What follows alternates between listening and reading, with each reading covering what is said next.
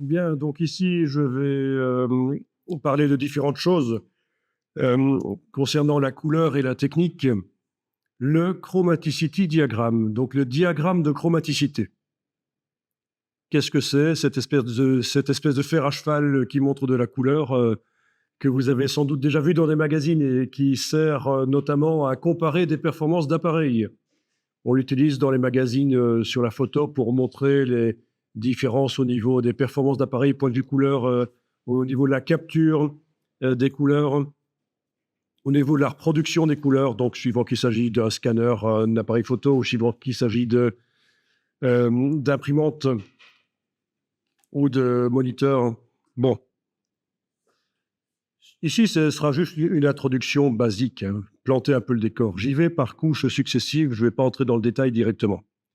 Le XYZ, le XYY, le LAB. On parlera un peu aussi du modèle Munsell, le modèle de Munsell, qui était avant que le chromaticity diagramme soit inventé. Ok, on parlera des standards couleurs RVB, sRGB et Adobe RGB. On parlera aussi du CMJN, donc différentes manières de faire des couleurs en mélangeant des lumières rouge, vert et bleu ou des encres. On va visualiser sur le diagramme de chromaticité les performances du système d'impression offset. Par rapport à toutes les couleurs que l'œil humain peut voir, on va voir quelles sont les couleurs que l'offset peut reproduire. Bon, parce que vous pouvez redessiner l'offset? Alors l'offset, justement, on va en parler un peu plus loin, juste après. OK. Bon, ok. Donc c'est avec le diagramme de chromaticité, ça va se faire.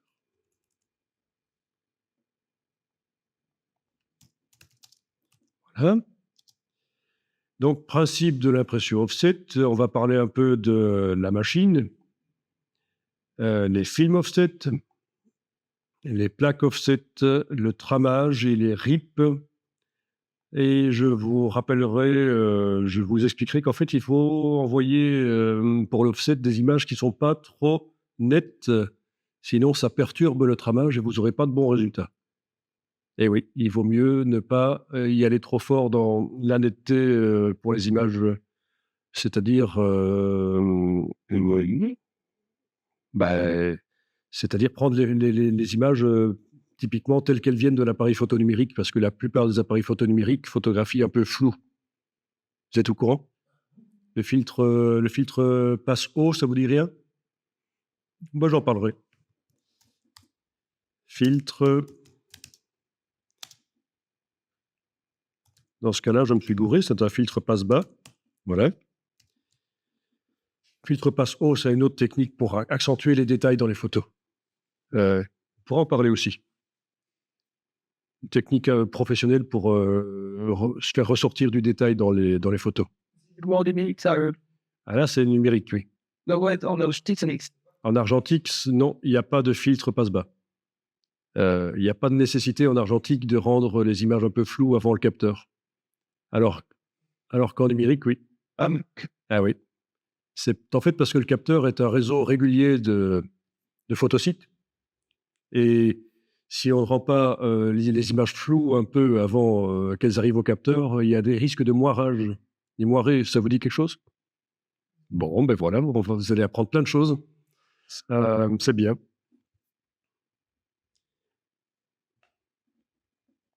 Les réglages couleurs dans Photoshop, si on arrive jusque-là. Le gris quadri, c'est-à-dire que même quand vous imprimez des images noires et blancs en offset, vous pouvez imprimer avec 4 encres, cyan, magenta, jaune, noir. On va équilibrer les encres de manière à ce que, s'il n'y ait pas une couleur qui ressorte, évidemment, que ça fasse quand même du gris. Et ça va être visuellement riche, plus riche que si on imprimait seulement qu'avec de l'encre noire. Et bon, vu que l'on imprime avec 4 encres, vous allez même pouvoir éventuellement casser un peu cet équilibre et teinter un peu, faire une image grise un peu teintée bleu, magenta. Enfin, c'est vous qui allait donner éventuellement une coloration, tant qu'à faire. Si vous voulez donner un peu de caractère à vos photos, un côté froid, un côté chaleureux, c'est vous qui voyez vers où vous voulez diriger les choses. Là, tiens, je pourrais vous parler de l'astuce l'astuce visuelle qui permet de donner du punch à ces images.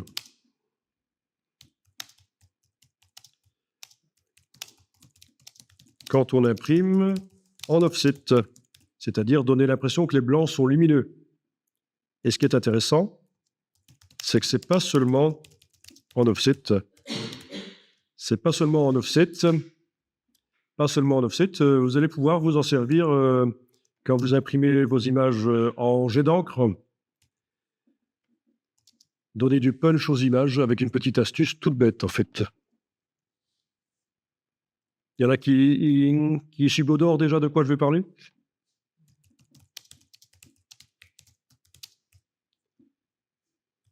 Voilà. L'hexachromie, ça vous dit quelque chose? C'est good. Exactement. C'est l'impression professionnelle en 6 couleurs. Donc, il y a 2 types d'hexachromie. Ça, je n'ai pas précisé, tiens. L'hexachromie offset, ou d'ailleurs l'hexachromie hélio. C'est une autre technique d'impression qui utilise de l'encre liquide plutôt que de l'encre grasse et qui est plutôt réservée au tirage en grand nombre. L'offset, c'est jusqu'à 100 000 exemplaires que ça devient. Mais au-delà de 100 000, une autre technique d'impression est plus intéressante économiquement. Bon, c'est pas pour vous, hein. Clairement, vous n'allez pas sortir 100 000 exemplaires d'un bouquin avec vos photos. Bon, voilà. C'est plutôt pour les grandes chaînes de magasins qui sortent des publicités qu'ils distribuent dans toutes les boîtes. Donc, l'hexachromie en offset, mais aussi il y a l'hexachromie en jet d'encre. Ça, vous la connaissez? Vous avez entendu parler de ces imprimantes qui peuvent imprimer avec du cyan magenta jaune noir, plus du magenta clair, plus du cyan clair. Voilà. Ou alors, il y a aussi cyan magenta jaune noir, orangé et vert. Orangé. Oui, orange et vert. Mais c'est plus rare. La plupart du temps, les imprimantes que vous avez, c'est l'hexachromie, ils entendent ça comme ça, c'est ajouter du magenta clair et du cyan clair. Mais ça n'a rien à voir avec, en fait, l'hexachromie offset et hélio qui, elle, utilise cyan magenta jaune noir, orange et vert. Donc, il y a de l'encre orange et verte pour étendre la gamme imprimable des couleurs, pour avoir des couleurs qui sont presque aussi vives que ce qu'on a sur écran. C'est pour ça que les grandes chaînes de magasins font des publicités en hexachromie. C'est parce qu'ils ont envie que les couleurs de leur viande, légumes et tout ça soient vraiment vives comme il faut. Donc, il faut étendre la gamme des couleurs. Et pour ça, il n'y a pas 36 solutions, orangé et vert. OK. Bonne remarque. En effet, les imprimantes qui sont multicartouches comme ça, il y a aussi des imprimantes qui ont le gris clair, en plus du cyan magenta jaune noir. Ils peuvent avoir le magenta clair, le cyan clair et également le gris moyen et le gris clair, typiquement. Hein. Voilà. Il y a aussi un noir profond. Donc ça, ce sont des imprimantes vraiment spécialisées photo, hein. Un noir profond. C'est avec ça que tu as travaillé. Il y avait, voilà. Et il y a aussi le noir d'usage habituel. Noir, usage habituel.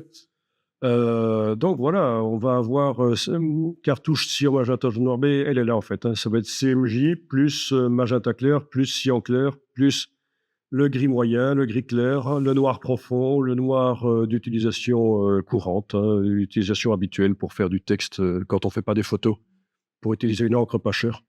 Donc voilà.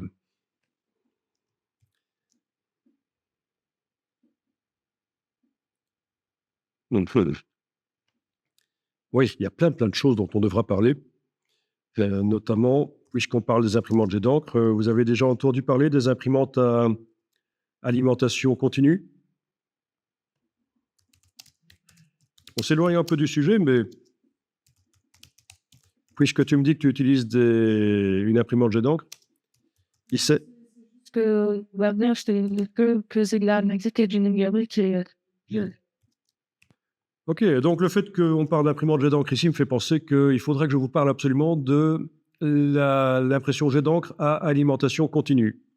C'est-à-dire, plutôt que d'utiliser des cartouches, on utilise des flacons qui sont à côté de l'imprimante jet d'encre. C'est beaucoup plus économique en coût d'impression que de remplacer les cartouches tous les 2 jours si on imprime beaucoup, voire même plusieurs fois par jour si on imprime énormément. Et voilà, c'est bon à savoir. Donc, ça se fait de 2 manières, le jet d'encre à alimentation continue. Soit on hack l'imprimante, c'est pas prévu par le fabricant, on la modifie, la garantie saute, mais ça coûtera moins cher. Et en général, dans les imprimantes jet d'encre, c'est pas l'imprimante qui coûte le plus cher, c'est les cartouches. Donc, même si l'imprimante ne survit pas à l'opération, c'est pas un drame.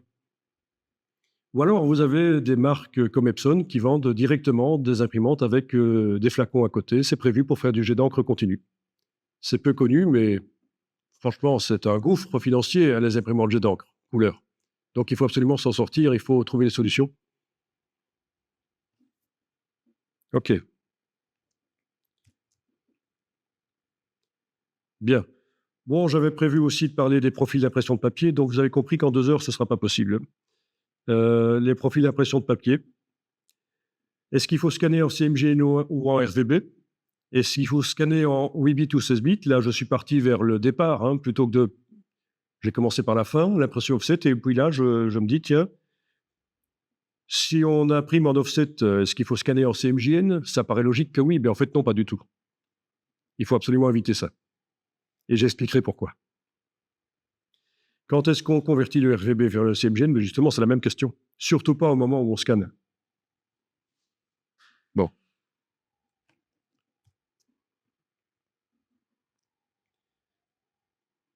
Bien. Donc voilà, je vais commencer par le diagramme de chromaticité.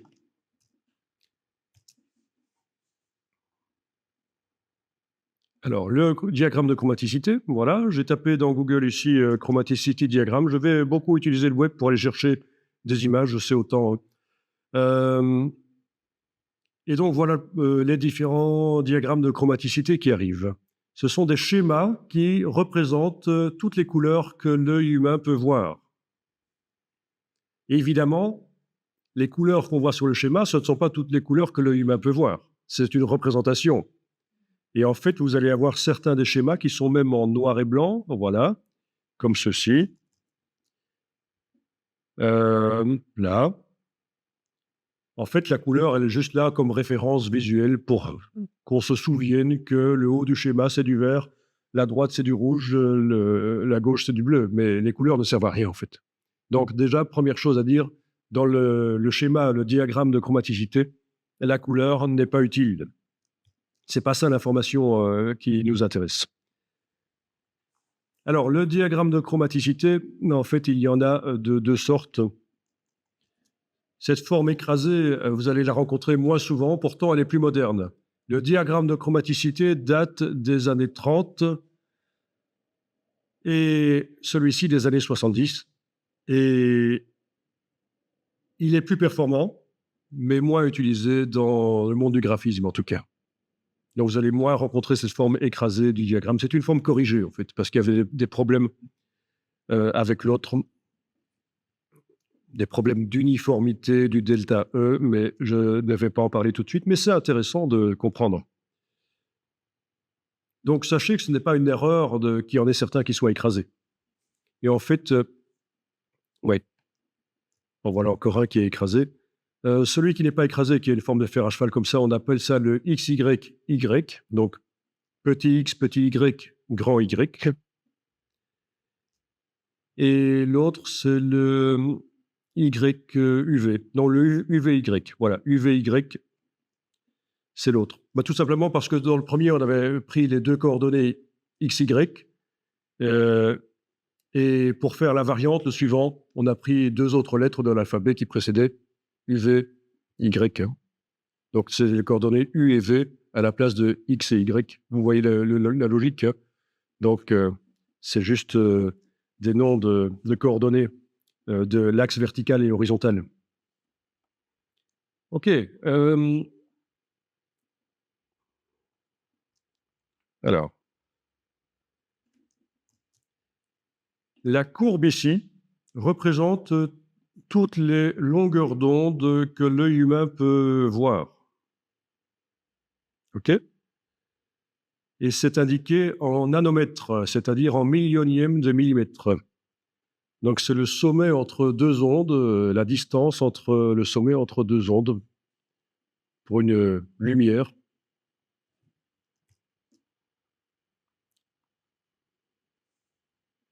Voyons un peu si j'arrive à...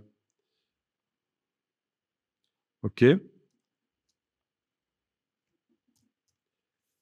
La lumière, ce sont des ondes électromagnétiques et elles ont la lumière a une fréquence. Et c'est ça que l'œil détecte et c'est pour ça qu'on voit des couleurs différentes. La couleur, c'est la perception.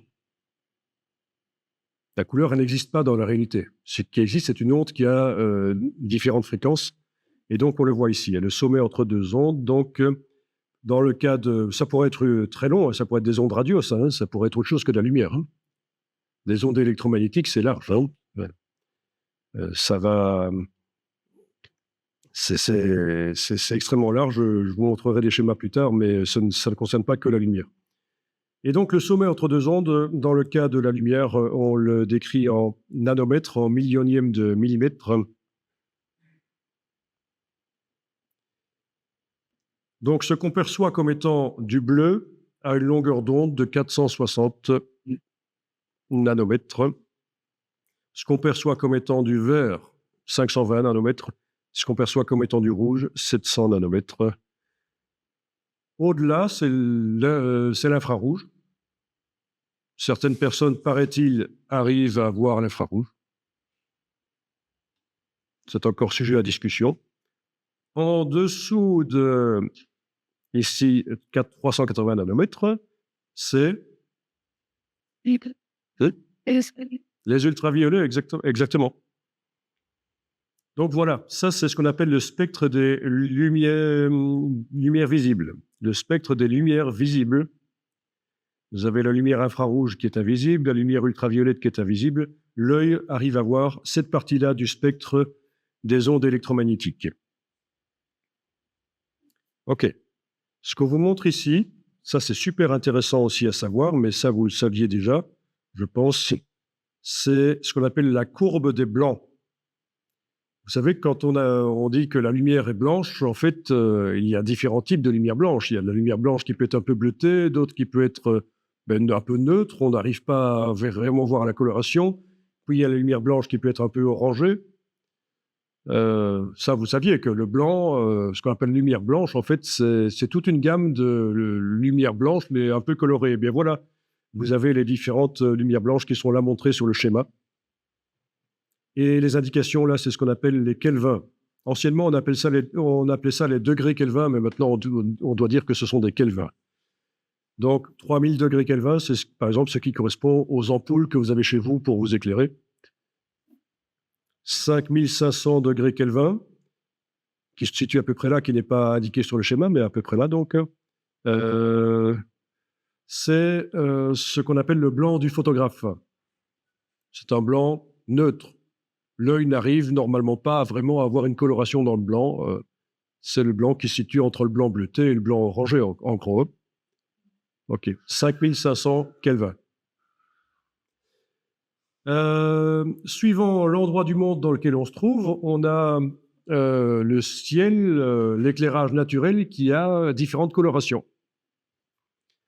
En Europe, ici, en Belgique, plus précisément, on est à du 6500 degrés Kelvin. OK. Qui est une lumière d'ailleurs qui est utilisée beaucoup en colorimétrie comme référence. C'est la lumière typique, lumière du jour en fait. OK. Alors si vous êtes déjà allé en Afrique, dans plus bas, donc Maghreb et Afrique noire, vous avez sans doute remarqué que la lumière est différente, hein. Donc voilà. L'angle d'attaque de la lumière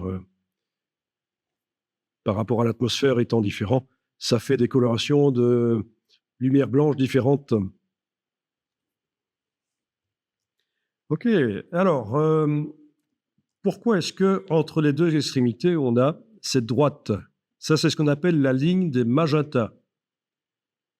Les couleurs magenta sont des couleurs perçues, mais qui sont assez particulières.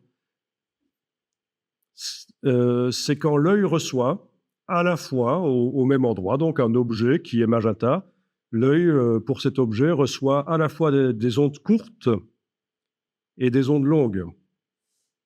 Et donc, suivant la quantité d'ondes courtes et longues, on a un magenta plus ou moins bleuté ou plus ou moins rouge. Les autres couleurs, le vert, c'est quand l'œil reçoit principalement des ondes moyennes. On appelle ça des ondes moyennes par rapport au spectre des lumières visibles. OK. Quand l'œil perçoit du rouge, c'est quand il perçoit principalement des ondes longues. Quand l'œil perçoit du bleu, c'est quand il reçoit principalement des ondes courtes. Voilà. Et donc, voilà pourquoi le schéma se termine avec une droite là en bas. C'est parce qu'en fait, ce sont des couleurs particulières qui ne correspondent pas vraiment à une longueur d'onde en particulier, comme les autres. Mais c'est le mélange de deux longueurs d'onde, des courtes et des longues. D'accord? Bon. Alors, le diagramme de chromaticité, voilà, ça c'est en gros le décor qui est planté. Je ne vous explique pas les axes Y, X et Z. Vous voyez où il est l'axe Z? Il est là. Il est debout. Il est vu. En fait, voilà, il est projeté là, puisqu'en fait c'est un volume, ceci. Enfin non, ceci est une vue en coupe d'un volume. Mais simplifions les choses.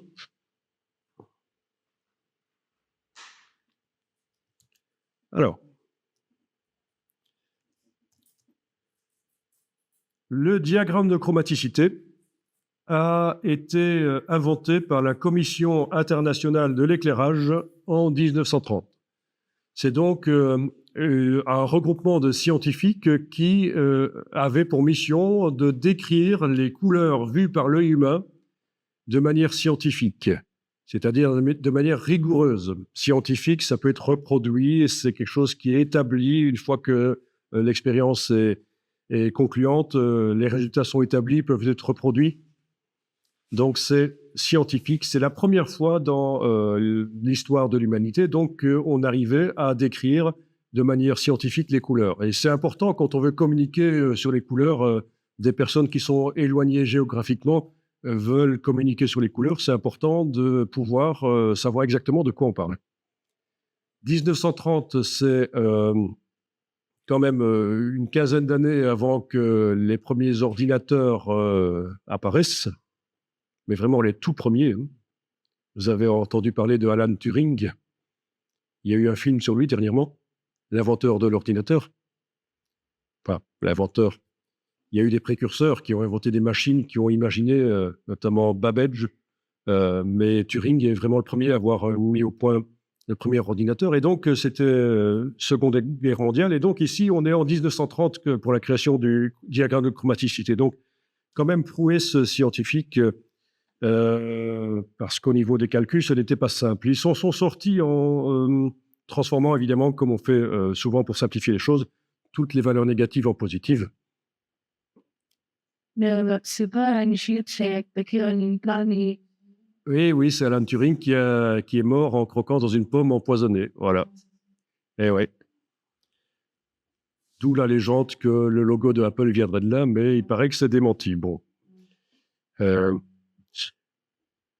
Ouais, mais il y a eu un film sur lui qui vient de sortir il y a un mois, je pense. Bon, il faut être passionné par l'informatique pour voir ça.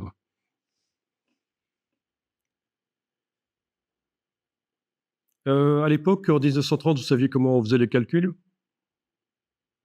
À la main, évidemment. Mais en fait, les scientifiques faisaient appel à des personnes qui étaient spécialisées donc dans le calcul, personnes qui savaient calculer, évidemment, et on les mettait toutes dans un local, 30 personnes, 60 personnes, qui faisaient les calculs. Voilà. En parallèle aussi, hein, pour vérifier les résultats, pour savoir s'il n'y avait pas une erreur. Donc, c'est un métier qui a disparu. Voilà.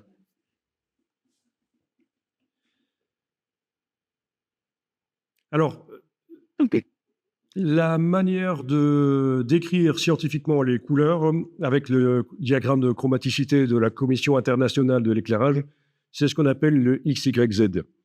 Mais ça, ce ne sont que des valeurs, hein. Quand je décris une couleur, scientifiquement, c'est une telle quantité de X, de Y et de Z. C'est ce qu'on appelle des primaires, hein. Ça correspond à du rouge, vert et bleu.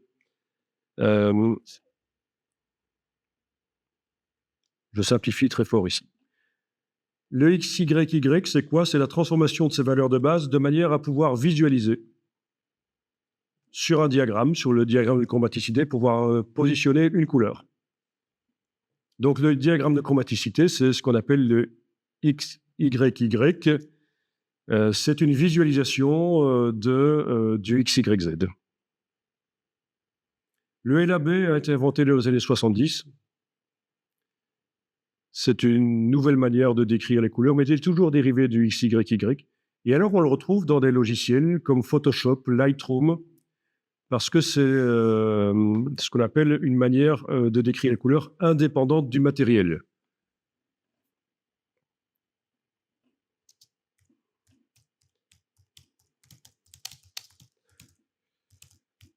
Et ça, je reviendrai là-dessus, sinon ça va devenir trop compliqué, mais c'est assez intéressant de comprendre ce qu'est le LAB et le fait que ce soit une manière de décrire les couleurs qui est indépendante du matériel. Et en gros, ça veut dire que le RVB, le CMJN, ça existe uniquement parce qu'il existe dans la réalité des machines qui fonctionnent comme ça.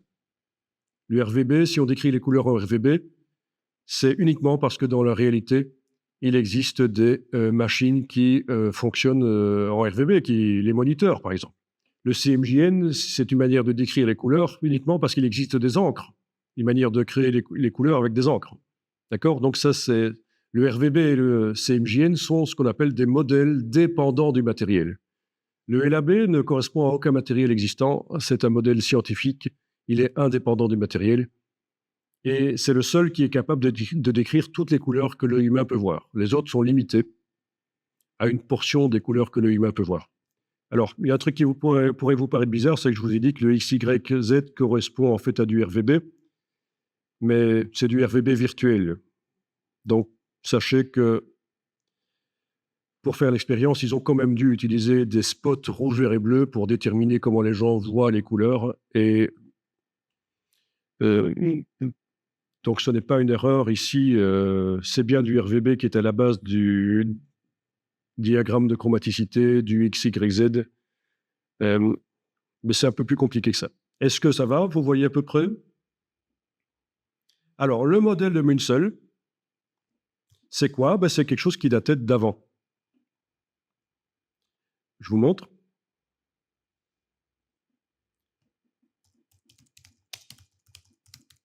Voilà.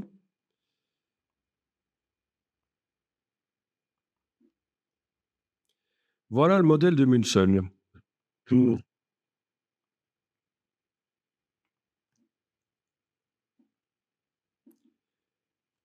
Voilà, c'est un espace couleur qui est en fait composé de plusieurs tranches. On le voit ici représenté de manière informatique. Pourquoi c'est un espèce d'arbre en fait, hein? Pourquoi est-ce que certaines branches de cet arbre sont très longues et d'autres courtes? C'est parce que pour les plus longues, Ça veut dire que l'œil humain est capable de différencier beaucoup de nuances. Par exemple, pour les jaunes ici, c'est assez long parce que l'œil humain est assez fort pour différencier les différentes nuances là-dedans. Pour ce qui est des couleurs bleues, ben, les petites branches là sont courtes parce que l'œil humain est peu performant pour différencier les nuances, différencier différentes couleurs quand il s'agit de bleu. Ça, c'est lié au fait que sur la rétine, il y a beaucoup moins de récepteurs d'ondes courtes que d'ondes moyennes et longues. OK? La rétine, tout le monde voit ce que c'est, évidemment. Oui. Et donc, voilà pourquoi le modèle n'est pas uniforme comme ça. Et donc, ça, c'est comme ça qu'on discutait de la couleur avant. Des designers qui étaient géographiquement éloignés pouvaient s'accorder sur une couleur grâce au modèle de Munsell. Il est encore utilisé actuellement, mais uniquement dans le monde de la décoration, en fait. Tout ce qui est art décoratif. Il a été supplanté par l'autre modèle plus scientifique de la Commission internationale de l'éclairage, celui dont on a parlé juste avant. Donc. OK. Bon, donc là, ce qu'on a vu, c'est vraiment très, très simplifié. Très, très simplifié. Pour la version plus complexe, il est fort probable que je vous fournirai du matériel et que vous pourrez faire ça en individuel à votre rythme, en fait, pour aller un peu plus dans le détail. C'est pas moi qui vais vous expliquer en direct, ça va se faire avec du matériel et vous allez pouvoir en détail, à votre rythme, entrer un peu plus là-dedans. Je vais parler du sRGB et du Adobe RGB. Est-ce que vous avez déjà vu ces termes, sRGB? Ça vous dit quelque chose? Oui? Tu as vu ça où? Dans les écrans. Exactement, sur les appareils photo de bonne qualité. Ils proposent de photographier en sRGB ou en Adobe RGB, les appareils photo numériques. Ça dit quelque chose à quelqu'un, ça? Je pensais pas à ça, mais en effet, oui. C'est là-dessus. Donc, le RVB, c'est une manière de créer les couleurs en mélangeant 3 primaires de base de la lumière rouge, verte et bleue. Tout le monde est d'accord là-dessus. Eh bien, il faut savoir que ces primaires de base sont pas toujours les mêmes. Si vous avez affaire à un moniteur de bas de gamme qui est prévu pour faire de la bureautique, de l'Excel, du Word, les primaires rouge, vert et bleu seront différentes de celles d'un moniteur plus haut de gamme qui est prévu pour faire de la retouche de vidéo, de la retouche de photos. Un moniteur plus haut de gamme pour des graphistes. En fait, la différence, c'est que le moniteur pour les graphistes, les primaires rouge, vert et bleu vont être plus saturées. Elles vont être plus pures, en fait. On peut utiliser ce terme plus pur. Elles vont s'éloigner plus de la couleur grise. Les couleurs rouge, vert, bleu, par contre, du moniteur bas de gamme, elles vont plus s'approcher du gris. Bon. Donc, voilà. Vous avez appris déjà maintenant mais vous le saviez déjà, hein, que différents moniteurs ne montrent pas les images de la même manière. Et ça vient de là. Ça vient des primaires rouge, vert et bleu, qui sont toujours du rouge, vert et bleu, mais pas nécessairement le même rouge, le même vert et le même bleu. Et ça, ce sont des standards de fabrication, parce que sinon c'est la foire, chaque fabricant fait son moniteur, c'est ce qui se passait au début, hein. Chaque fabricant fait son moniteur avec les primaires qu'il a décidé, ou qu'il a pu faire, hein, suivant les contraintes techniques, la qualité des matériaux de départ, etc. Et c'est la foire, parce que chaque image apparaît un peu différemment sur chaque moniteur. Ça, c'était les années 80. À un certain moment, 2 marques, ce qu'on appelle un consortium, quand il y a plusieurs marques qui se mettent ensemble pour faire quelque chose, c'est un consortium. C'est HP et Microsoft, ils ont créé le standard couleur sRGB. Donc, ils ont imposé aux fabricants que leurs moniteurs répondent à une norme couleur sRGB que les moniteurs affichent les images d'une certaine manière, quand même le standard RVB, en fait. C'est pas seulement pour les moniteurs, c'est aussi pour les scanners et les imprimantes. Vous avez des scanners sRGB, des imprimantes sRGB. Et pourquoi est-ce qu'ils ont fait ça? Ben parce que c'était la foire. Quelqu'un achetait un scanner d'une marque, un moniteur d'une autre marque, une imprimante d'une autre marque, ça fonctionnait plus. On scannait un original, on avait sur le moniteur des couleurs assez bien différentes. On imprimait, on avait des couleurs encore différentes. Donc maintenant, à notre époque, normalement, vous pouvez acheter un scanner d'une marque, une imprimante d'une autre marque, un moniteur d'une autre marque, ça va marcher. Les décalages couleurs vont être minimisés par rapport à ce qui existait avant. Je veux dire, par rapport à une époque où le sRGB n'existait pas. Donc le sRGB règle un problème au niveau de la couleur. Il uniformise. Le problème, c'est que pour arriver à uniformiser, il a fallu réduire le nombre de couleurs que le moniteur peut afficher, que le scanner peut scanner, que l'imprimante peut imprimer. Et ça est passé par là. C'est pas extrêmement performant. On déconseille aux graphistes de travailler avec du matériel sRGB, sauf peut-être s'ils ne font que du travail pour le web. Parce qu'en fait, les internautes, on considère que le parc informatique des internautes, que la plupart des gens qui regardent des sites web utilisent du matériel bas de gamme sRGB. Et donc, quand on veut faire des images pour le web, on fait des images sRGB. Donc, quelqu'un qui ne ferait que des images pour le web peut travailler avec du matériel sRGB éventuellement.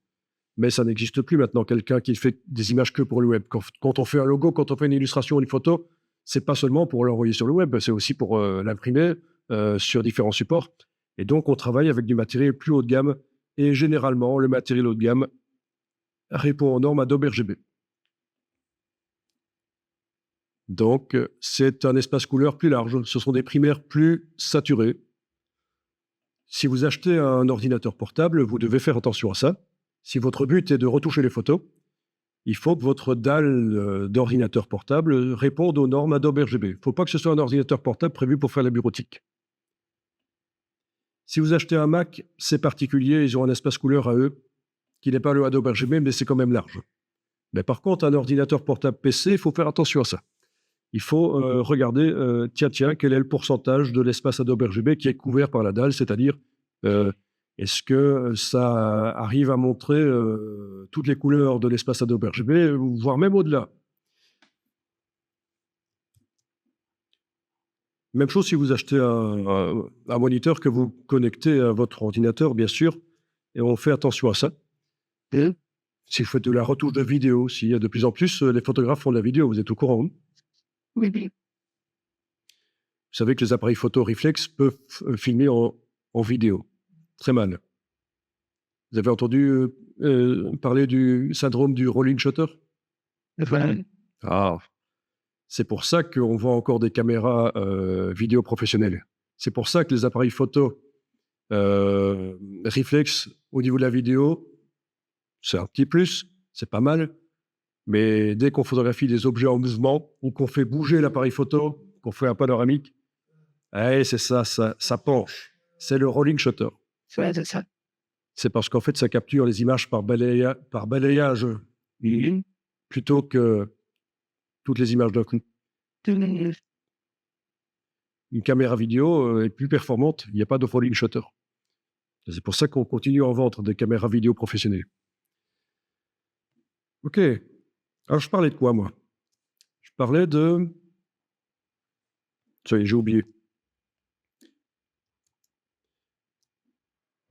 Adobe RGB, oui, j'allais chercher les moniteurs. Donc là, je vais taper Portable Computer, Adobe RGB. Et je tombe sur différentes marques qui font des portables avec des dalles Adobe RGB. Et alors, je vais aller voir ces deux premières ici. En plus, Sony ne font plus de portables, je pense, donc on ne va pas m'accuser de faire de la publicité.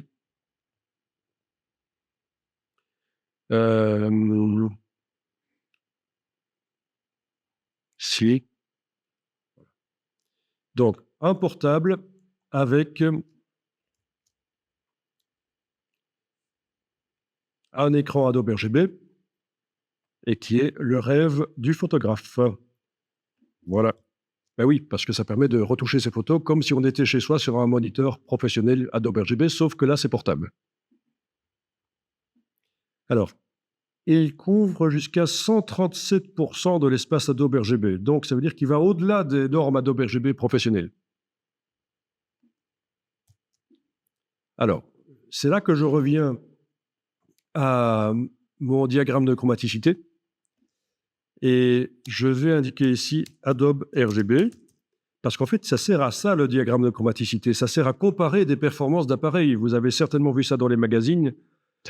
Quand je vous montre un truc comme ceci, avec des triangles, pas ça. Et il ne veut pas la montrer, puis il va la montrer. Voilà. Avec des triangles qui sont montrés. Non, on ne te veut pas, toi. Oust. Des triangles qui sont montrés sur le diagramme de chromaticité. Mais ça sert à montrer à quel point les appareils sont performants. Mais c'est assez réducteur. Parce qu'en fait, le diagramme de chromaticité est une vue en coupe d'un espace couleur. C'est une simplification de la réalité, c'est un schéma. Donc, ça ne montre pas les performances de l'appareil pour les tons les plus foncés, les plus clairs. Ça montre les performances de l'appareil pour les valeurs moyennes, l'intensité lumineuse moyenne, à quel point il peut aller loin chercher les détails. Vous avez déjà vu ça dans certainement un magazine photo. Typiquement, on va vous montrer ce genre de schéma. Et qu'est-ce qu'il faut comprendre ici? Eh bien, vous avez en bleu foncé un triangle qui est partiellement masqué par le triangle qui est montré ici en orangé. Le triangle bleu foncé, c'est les performances du matériel Adobe RGB. Et on voit qu'au niveau des couleurs cyan, vert, ça va pouvoir permettre de montrer plus de couleurs comme ça par rapport au matériel sRGB qui, lui, a une primaire verte moins performante, qui se rapproche plus du gris. Donc, on a le matériel bas de gamme du bureautique et on a le matériel haut de gamme. Et notre portable qu'on avait vu là juste avant faisait 137% de l'espace Adobe RGB. Ça veut dire que ces primaires vertes, rouges et bleues sont encore plus proches de l'extérieur du schéma. C'est plus saturé. Il y a plus de couleurs que ça peut afficher. OK? Intéressant ça quand même, de savoir qu'il existe des écrans pour photographes et d'autres pour faire de la bureautique. Je ne sais pas si vous saviez. Et Profoto, c'est quoi ça? Alors, Profoto, c'est le standard des laboratoires de développement, des petits shops, hein, les laboratoires de développement couleur Kodak. Et c'est tout à fait particulier, vous n'allez pas l'utiliser en fait. À une certaine époque, Kodak a inventé un truc qui aurait dû être révolutionnaire mais qui a été un flop, c'est l'archivage de photos sur CD. Mais je vous parle d'une époque, les années 90, au moment où les premiers CD apparaissaient. Hein. Et c'était stocké au format Profoto notamment. Oui. Donc, on amenait ces photos, ces diapos, il les scannait, il mettait ça sur CD. C'était une époque où les scanners étaient vraiment professionnels et peu de gens avaient ça. Tu te souviens de ça?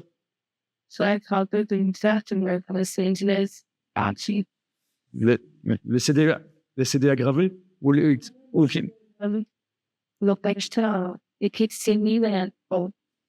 Kodak?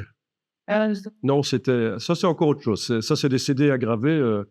C'est vrai qu'on en rencontre de moins en moins souvent.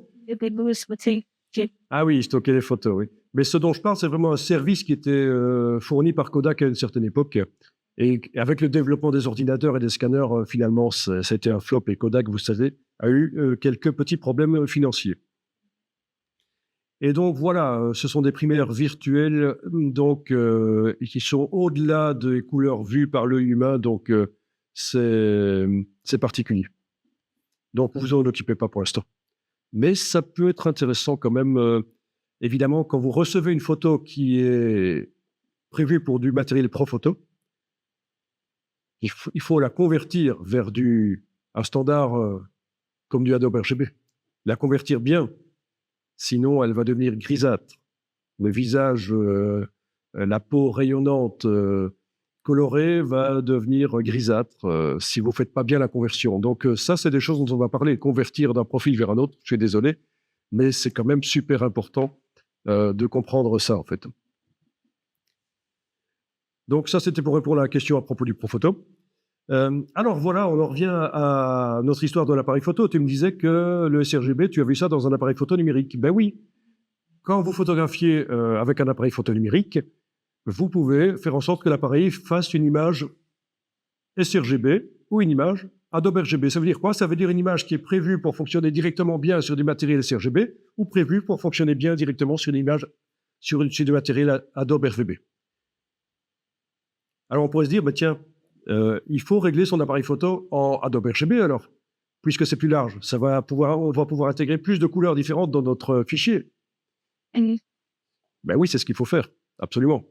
Il faut que l'appareil photo numérique soit réglé en Adobe RGB pour que un maximum des couleurs que le capteur a capturées soient intégrées dans le fichier de l'image. Ce sera un fichier RGB pour du matériel Adobe RGB, donc avec des primaires rouge, vert et bleu, du matériel Adobe RGB. Quel est l'intérêt de photographier en sRGB? C'est quand on est notamment photographe de presse et qu'on doit très vite envoyer les photos à la rédaction et ça va très vite être publié sur le web. Voilà. Donc là, on règle en sRGB et il n'y a pas de problème, les couleurs sont nickel directement. Il n'y aura pas de conversion nécessaire dans Photoshop pour convertir du Adobe RGB vers le sRGB. Donc ça, déjà, vous avez appris quelque chose. Peut-être que vous utilisez votre appareil photo numérique depuis des années en le sous-exploitant parce que vous avez laissé régler en sRGB. Alors que c'est juste pour que ce soit adapté directement pour le web, ça ne sert à rien. Enfin, pas pour vous. C'est pour les gens qui sont pressés, quoi. Alors, quand vous envoyez vos photos numériques à un laboratoire de développement en ligne, vous connaissez ça, hein? On envoie ces fichiers, puis on reçoit les photos par la poste. Ils vont généralement vous demander d'envoyer des photos qui répondent au standard sRGB. Bon, parce que c'est plus simple pour eux. C'est un standard connu. Donc, vous devrez convertir, si vous voulez que vos photos soient nickel, il faudra les convertir. Si elles sont dans un espace plus professionnel, plus large, il faudra les réduire en sRGB, comme si on envoyait les photos sur le web vers un site web.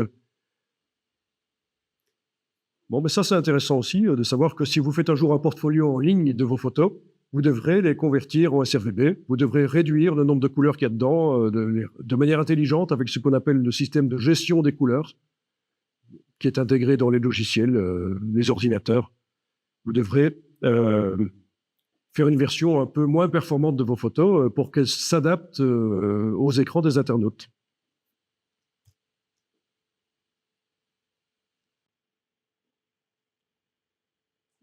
Bon, alors le CMJN, c'est donc quand on a affaire à des appareils qui impriment avec 4 encres. Pourquoi est-ce qu'on ne peut pas imprimer avec des encres rouge, vert et bleu? Alors, pourquoi on ne peut pas imprimer avec des encres rouge, vert et bleu? Pourquoi est-ce qu'on doit utiliser des encres cyan, magenta et jaune?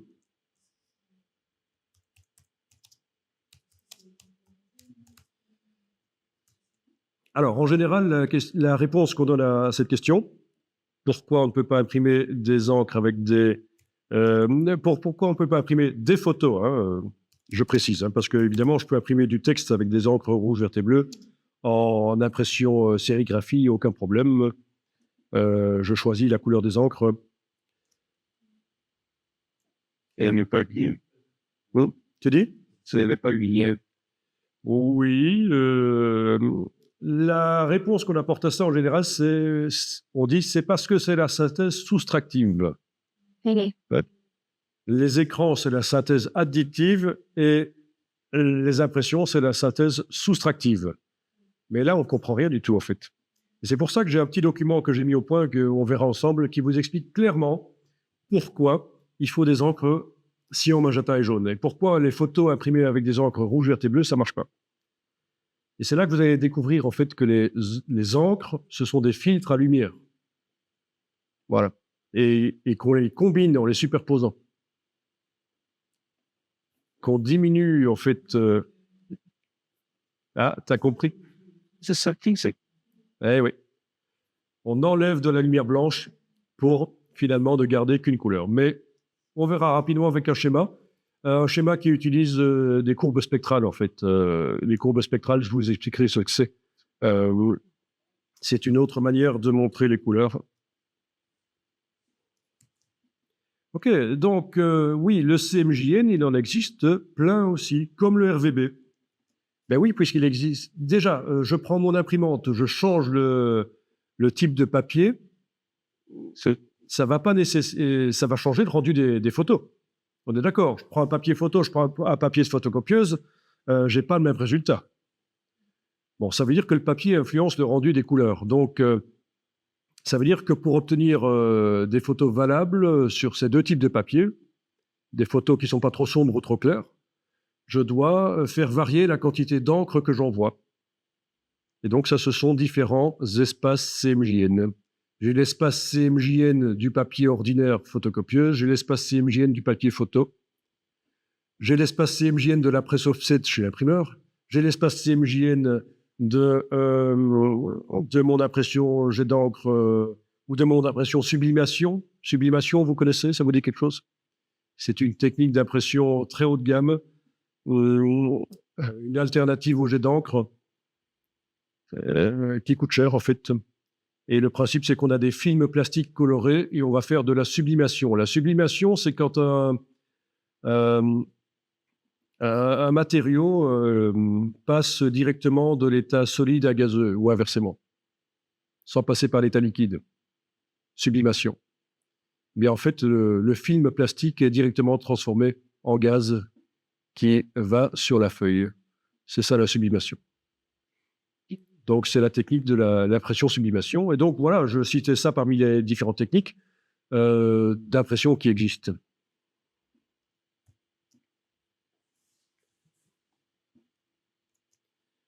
Donc, il existe différents CMJN suivant, suivant les primaires du système, suivant aussi les contraintes du support qui influencent, qui nécessitent plus ou moins d'encre. Et alors, ici, on va visualiser, avec le diagramme de chromaticité, on va visualiser les performances de l'offset. Et vous allez voir que par rapport à la vision humaine, en fait, c'est vraiment misérable.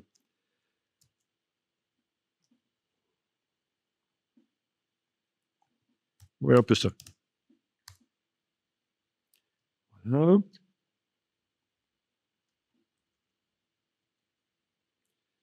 OK. Le schéma est un peu pourri, mais ça marche quand même. Vous avez le Adobe RGB qui est montré en orange. Toujours le ProPhoto, là. Le sRGB qui est montré en noir. Et ici, en rose, sur le schéma, vous avez l'offset. Et vous voyez que ça ne permet vraiment de sortir sur le papier qu'une petite portion des couleurs vues par l'œil humain. OK, mais celui-là, il est encore pas mal. Si je prenais le papier journal, qui est vraiment ce qu'il y a de pire. Voilà. Alors, où est-ce qu'on me le montre? Ça va peut-être pas être évident à trouver le schéma avec le papier journal. Bon, mais croyez-moi, c'est encore plus petit. OK.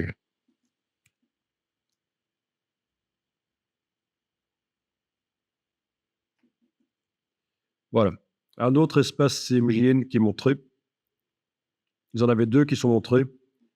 Ah oui, vous avez l'hexachrome, l'impression 6 couleurs, cyan, magenta, jaune, noir, orange, vert, qui arrive quand même à étendre la gamme imprimable. Et vous avez le CMYK, le CMJN normal, 4 encres, qui est montré ici en rouge.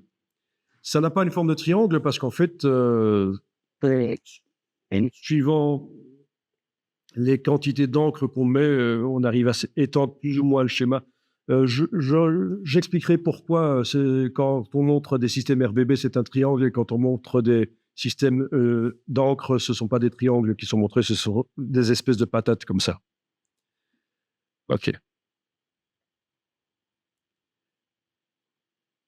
Et donc là, vous vous rendez compte que l'espace couleur offset est vraiment très peu performant par rapport à toutes les couleurs que l'œil humain peut voir et aussi par rapport à ce qu'un écran Adobe RGB peut montrer. Donc, il va falloir adapter de manière intelligente. La gestion des couleurs va faire ça de manière intelligente. La transformation d'un espace couleur large comme le Adobe RGB vers le CMJN, il y a ce qu'on appelle du gamut mapping. Le gamut, ça veut dire espace couleur. Le gamut, c'est espace couleur. OK? Ça veut dire étendu en anglais, gamut. Vous avez déjà entendu parler de l'expression gamut of possibilities, des choses comme ça. C'est un terme anglais connu. Hein. OK. Et vous faites un abscisse en ordonnée. Ah, c'est quoi un abscisse et en ordonnée? Ça, j'avais dit que j'en parlerais pas. Ah tiens, ici, il montre le Z que j'avais, qui est debout, là. C'est-à-dire, on le voit debout. Ce sont des primaires virtuelles. La primaire ici, c'est un peu plus compliqué que ça. Mais ça correspond à la primaire verte, le Y. Le X à la primaire rouge et le Z à la primaire bleue. OK? Il y a toute une construction du schéma, c'est l'expérience, il y a toute une explication pour savoir comment ils en sont arrivés là, en fait. Hein. Donc, X, Y, Z, c'est les primaires, en fait. En gros, c'est ça. Et c'est pas les chiffres. Les chiffres là, ce sont les longueurs d'onde. On en a parlé. Hein. Voilà, les longueurs d'onde. Ah, puis il y a d'autres chiffres ici. Oui, ce sont les coordonnées dans l'espace tridimensionnel, en fait. Voilà. Mais oui, parce qu'en fait, quand on décrit une couleur, on va décrire avec une quantité de X et de Y qui va en fait placer la couleur sur le schéma. 0,4 ici, par exemple, 0,4 par rapport à, oui, 0,2. Donc 0,2, 0,4, ce sera une couleur un peu cyan verdâtre, là. Mais quand même fort grisâtre, elle est fort proche du centre. Et par déduction, on connaît le Z, parce que c'est assez intelligent. Si on connaît le X et le Y, le système est prévu pour qu'on puisse en déduire le Z. Donc, c'est-à-dire le positionnement de la couleur dans l'espace, à quel point elle s'approche du blanc ou du noir. Bon, voilà, c'était pour répondre à la question, mais normalement, je n'avais pas prévu.